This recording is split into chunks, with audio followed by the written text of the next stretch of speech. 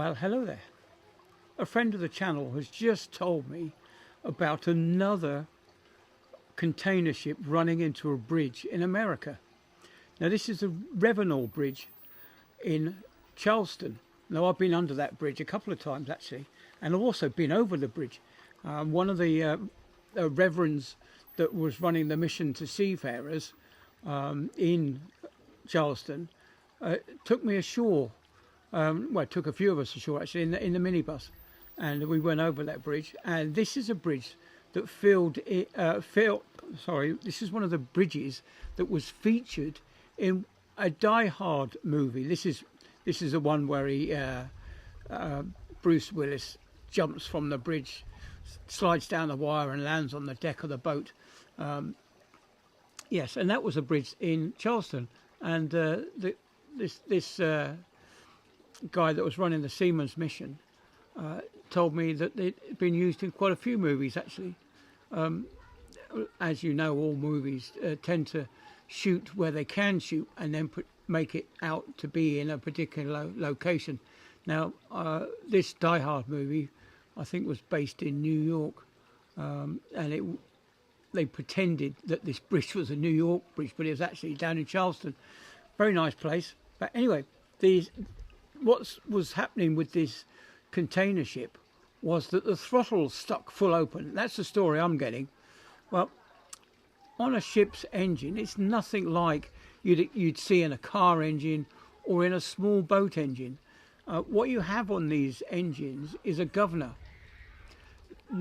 On the bridge or in the control room or down on the platform, you actually send a signal to the governor, and the governor then sends a signal to the fuel rack. Now, most modern ships now don't have a single fuel rack like they would have done, maybe 40 years ago. But the modern ships now have electronic controls to each of the fuel injectors and obviously the fuel pumps. Now, if it's an older ship, well, I think it is a bit of an older ship, it may have had individual rack positions.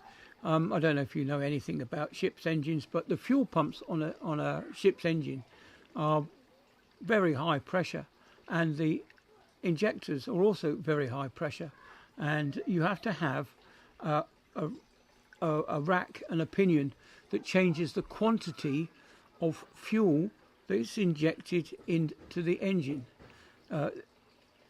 On the modern engines, of course, it's all electronic. You have a constant fuel pressure rail, and that then is operated by hydraulic oil that opens another valve that allows oil into the cylinder.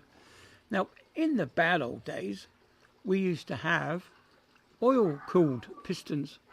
Now, sometimes these engines can actually spring a leak, meaning that you can't shut the engine off. Back when I first went to sea, there was a few instances where the engine couldn't be stopped because there was a crack in the piston, so it was injecting oil into the cylinder, and that was burning. And then we went through a phase of having water-cooled pistons. Now I do believe they've gone back to being oil-cooled pistons again. But of course, the machining and the engineering side of it is a lot better than it was back when I first started at sea 40 odd years ago. So why did the throttle stick open? Well, I can only assume that it was an electrical issue that caused a faulty signal to be sent to the governor.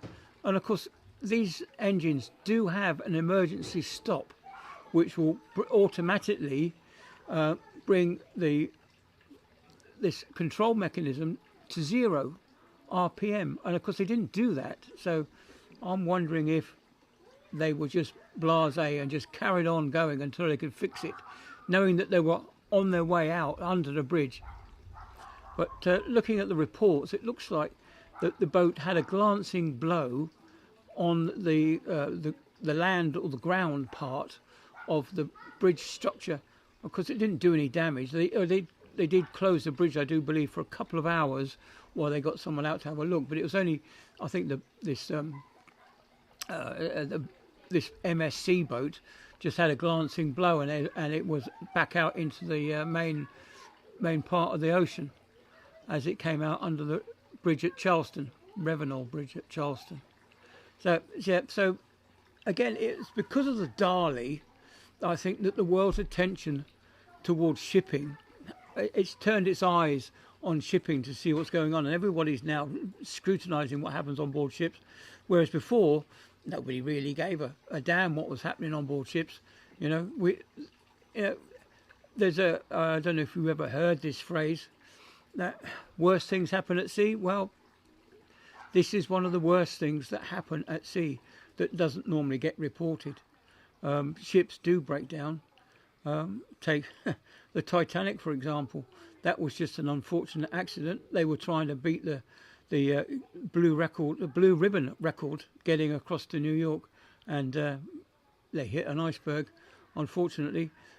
But in today's thing, with a radar, so they would have picked it up anyway. So they wouldn't have crashed if they'd had today's modern technology. But still, things happen. And like I said, on this particular boat, the throttle mechanism isn't anything like you get on a car or a smaller boat, which is controlled by a wire. This will be electronic signal to the engine. And if it is an electronic engine, then they should have just hit the emergency stop button. But then they would have lost all control over the rudder. They wouldn't have. It would just been an out of control ship, and until it come to stop, really. But anyway, that's my little take on the Ravenel Bridge incident, and thanks to the friend of the channel who told me all about this. Thanks for bringing it to my attention, and rest assured that these things are very, very rare. There are millions of ships, absolutely millions of ships in world trade, and these incidences are very far and few between.